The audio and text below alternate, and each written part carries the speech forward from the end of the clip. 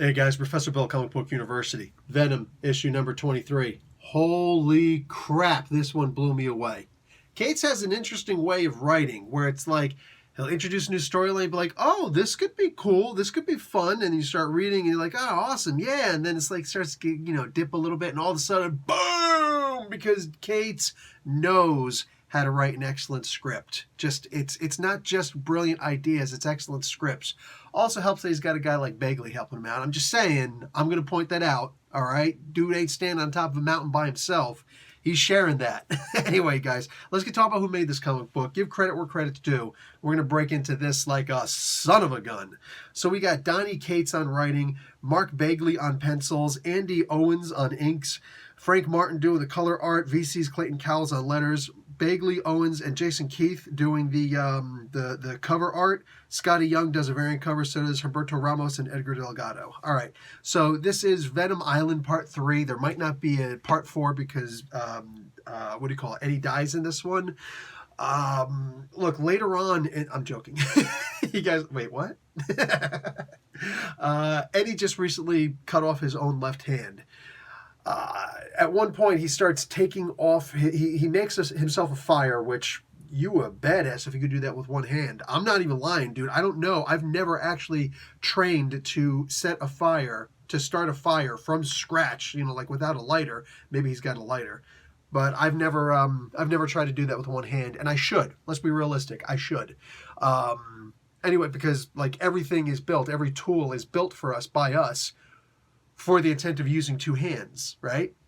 You think about that. Anyway, he goes and he takes off his shoelace. Think about it. He's never going to be able to, on this island at least, he's never going to be able to retie that bootlace, which is why you should always have extra cordage with you, not just, oh, I can always use my shoelaces or my bootlaces if I need to. No, that is not brilliant when it comes to survival. That's like you screwed up. That's why you have to use your bootlaces. You weren't smart enough to bring extra cordage. Just saying. I'm just saying. But he tourniquets himself off, and he heats up his machete in the fire so he can cauterize the wound. Okay, cool. I like it. And it's kind of important, too. Just saying. It's kind of important. Anyhow, he's about to pass out from all this pain that he's dealing with, and, you really feel it. I did mention that Mark Bagley is on this book. Twice I mentioned it. This is the third time. And it's important because without an artist of this freaking ridiculously high caliber, without an artist of this pedigree, you can't have a book like this exist, because it wouldn't be told right. You could tell the best story possible, but if the art is not as good as this, where you see him blacking out and trying to come back from the blackout, where you see the action almost Kirby-esque, like when he burns himself, and it looks like it's coming from too far off, whatever. I don't care about that. You got to be able to see the whole thing, and this is how they do it. I look at it as the machete or the fire makes it a split screen so that you can actually concave the image so you can actually see everything. That's the way I look at it. You look at it however you want. That's how I see it.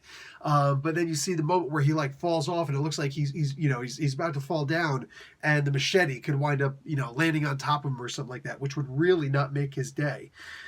Plus, I don't know how exhausted people... I know there's a lot of people who've never actually experienced muscle failure because you're doing so many push-ups that your arms start shaking and you're just you can't control your body anymore. That's muscle failure. We achieve that regularly in the military. You know what I'm saying? Regularly. It's the best way to freaking get yourself... Bodybuilders, I know, do the same thing. It's the only way you could really put your body to the test and know your own limits, endurance-wise, whatever, without even getting to cardio. Anyway, in this particular case, I understood what he was feeling, because you push yourself through pain, you push yourself through exhaustion, you push yourself through just life, and you're like, I can't go on any further. And then you smack yourself and say, hey, stupid, don't talk like that because you gotta. And he's saying all the things in here. This is back to Donny. He's throwing in all the things like, I gotta do this because Dylan, I'm coming home. Brock feels like a freaking war veteran in this. This is the kind of thing I expect to see in a Punisher comic book. Could you imagine Cates doing Punisher? I think, honestly, if he does it like this, it could be Ennis style. You think I'm exaggerating, because I'm not. What do you call it? Him, God, I would love to do a Punisher comic book, but anyway, Well, you go just seeing the way that he's pushing, like he's got something to believe in. He's got something he needs to come home to.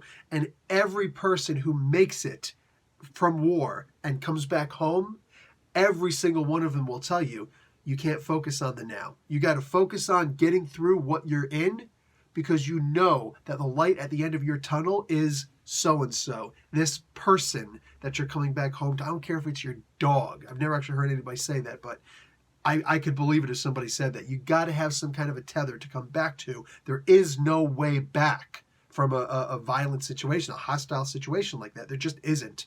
And that really gets pushed forward. That idea really gets a spotlight shown on it in this story. I love this. Eddie talking about he's going to climb up this tower. And I'm looking at this like there's some speakers on top of the tower. It's not like I'm just looking at the way it's designed. There's so much that I want to complain about with this situation. I really do.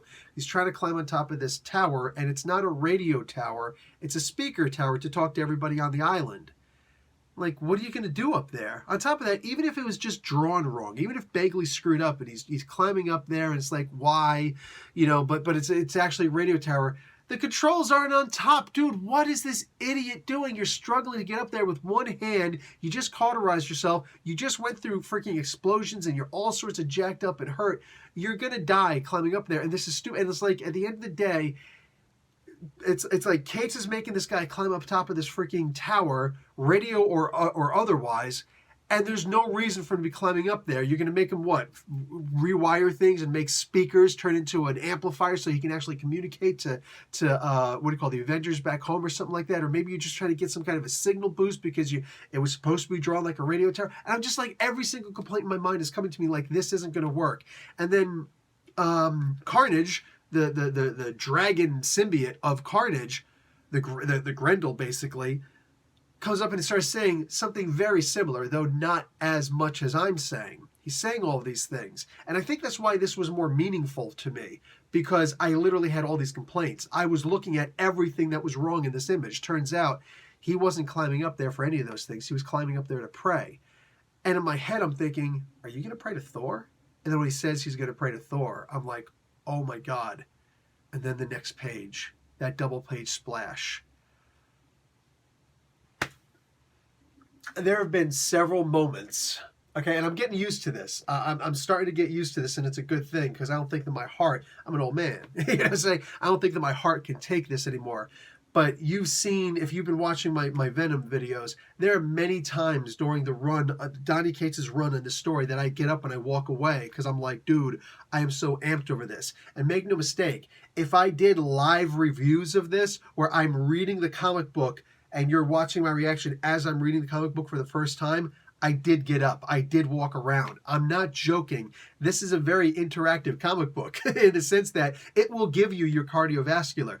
Nerds all over who don't get enough exercise should be reading Venom, because there are plenty of moments in here where you're going to be like, you drop the comic book, you get up, you walk around, you're like, ho, ho, ho, ho, that was amazing. Because that's exactly what this comic book is.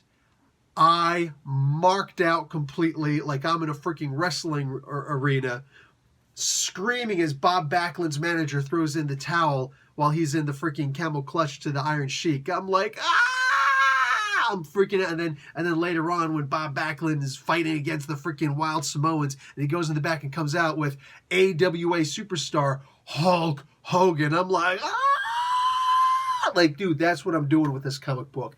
It is so engaging, and it will get you up. It will get you out of your seat. It will get you off your ass. So in case you're looking at this review and you didn't buy that comic book, you get off your ass and go get this comic book. That's real talk, man, because I like you. I do. You know what I'm saying? And it's not just constructive criticism. This is me actually trying to help you out. I'm yelling at you to motivate you. That's what this is. It's a motivational speech. That's all this is, man, because holy crap. This is a solid freaking issue. And I almost feel like Donny Cates, like if this is part 3, and if he's saying that that's it, Venom Island's over, we're going to go on to a different story arc. if this is Donny Cates' way of telling Marvel, hey, I'm Donny Cates. I'm like looking at myself right now with my freaking Union shirt on. You know what I'm saying? Got my Union shirt. Like, I fight the power. The reason why I don't have so many comic book movies out right now, that my reviews for comic books today, is because this morning I was actually at both of my schools individually, because our schools are on strike in Ontario for the budget cuts that they're doing, which is ridiculous and it doesn't need to happen. Anyway, so I'm out there, right along the teachers, marching. Like, dude, unacceptable. I am union strong. Likewise, as far as this comic book is concerned, dude, this is something you can get up, you could stand up, you could stand behind. And if Donny Cates is saying to Marvel, hey man, this 6-issue story arc that you're making us writers do, screw you, punk rock, Alan Moore, because I'm not doing it. And I love it when I see, it feels like if he just got permission, fine, he got permission. But at the end of the day, you got a 3-issue story arc, and if you're going to end and not do a full 6-issue because you don't have 6 issues to tell, you got 3 issues to tell, and then you want to move on to another story, hey man, I respect the hell out of that. You know what I'm saying? And in my opinion, Donny Cates can just walk up, drop his dick on the table, and be like, dude, I'm Donny Cates. I'm going to do a 3-issue story arc. You don't like that? Move me. Even me, I'd be like, no, you're good. could you move, please? Because and call the secretary.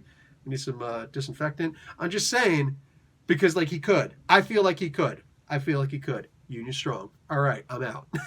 And guys, like the video. Hopefully you're subscribed with the bell icon. Check out one of these other videos because they're cool. Check out my podcast because it's awesome with Chillmonger. Really cool stuff. And by all means, please, if you see an ad at the end of this, even if you're going to watch a video, your next video on a different screen, please let this ad play. That's the only way all of your favorite YouTubers, especially me, gets paid. Because I'm obviously your favorite, right? Love you guys. Professor Bill, Comic Book University. Class dismissed.